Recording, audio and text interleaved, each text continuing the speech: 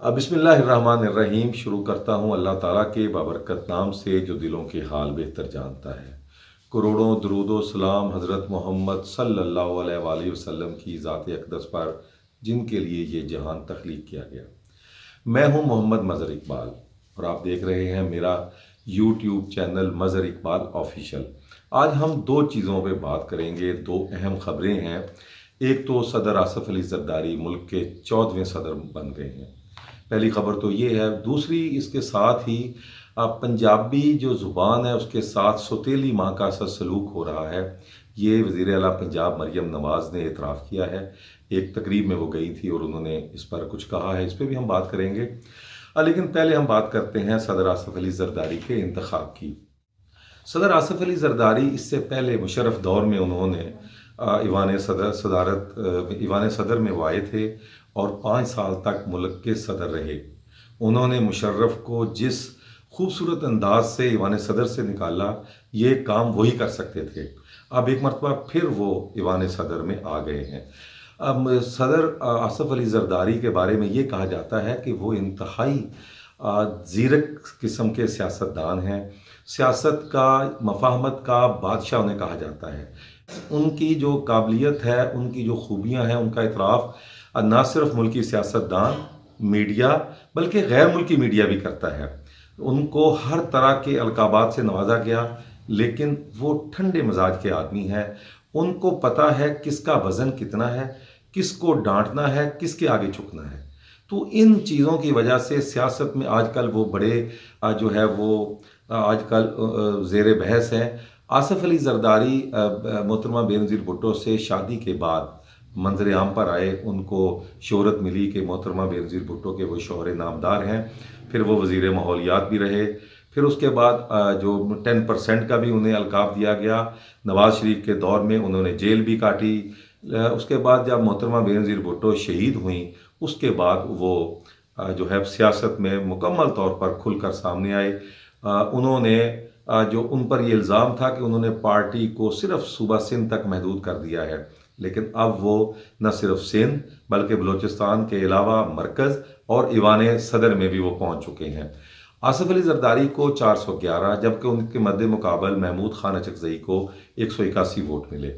मौलाना फजलुर रहमान, जमात इस्लामी, पीर पगाड़ा, इन्होंने इलेक्शन का बाइकाट किया।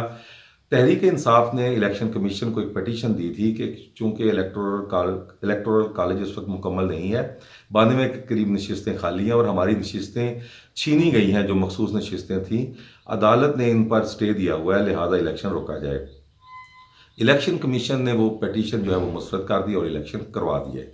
महमूद खान अचकज़ई ने यह इतराफ़ किया कि पहली मरतबा पाकिस्तान के सदारती इलेक्शन में वोटों की खरीदो फरोख्त नहीं हुई।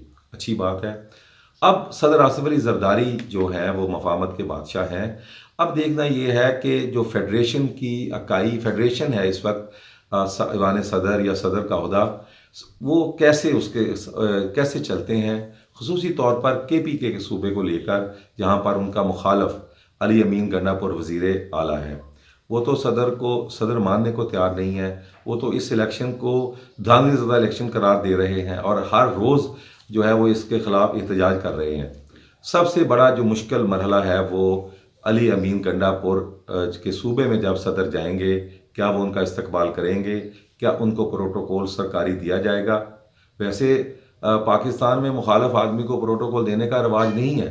यूसुफ रज़ा गिलानी जब वज़ीर आज़म थे तो लाहौर आया करते थे, तो कभी भी शहबाज शरीफ उनको प्रोटोकॉल देने नहीं गए थे। एक उनका जूनियर वज़ीर अब्दुल गफूर मियो को भिजवा दिया जाता था। खैर, ये तो सियासत है।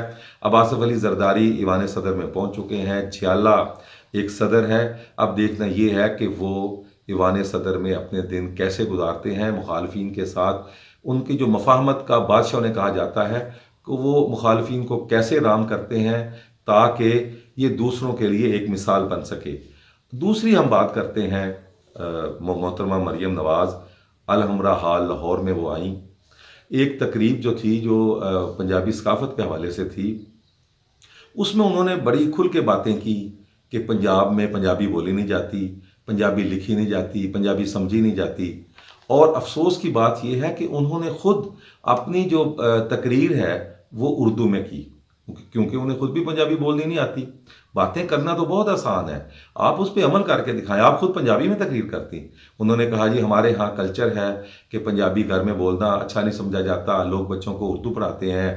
بلوچستان میں بروہی، کے پی کے میں پشتو، اور سندھ میں سندھی بولی جاتی ہے.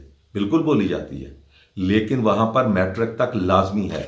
محترمہ، آپ کے چچا اور آپ کے والد صاحب پنجاب میں حکمران رہے ہیں، اب آپ بھی ہیں، لیکن پنجابی زبان کے ساتھ ہمیشہ ستیلی ماں کا سا سلوک رہا ہے.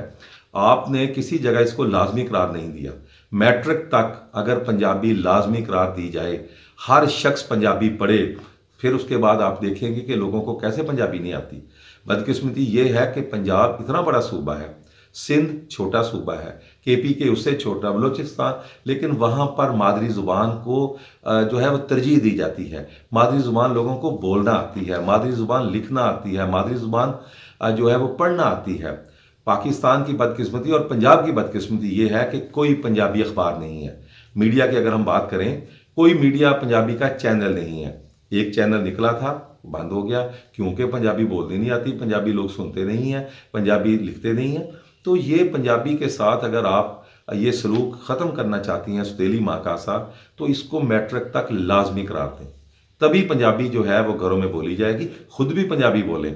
آپ کبھی بھارتی جو صوبے ہیں، یہ بھارتی پنجاب ہے ہمارے ساتھ جس سے ہم علیحدہ ہوئے ہیں، وہاں پر ہر کام پنجابی میں ہوتا ہے. پنجابی ان کی سرکاری زبان ہے.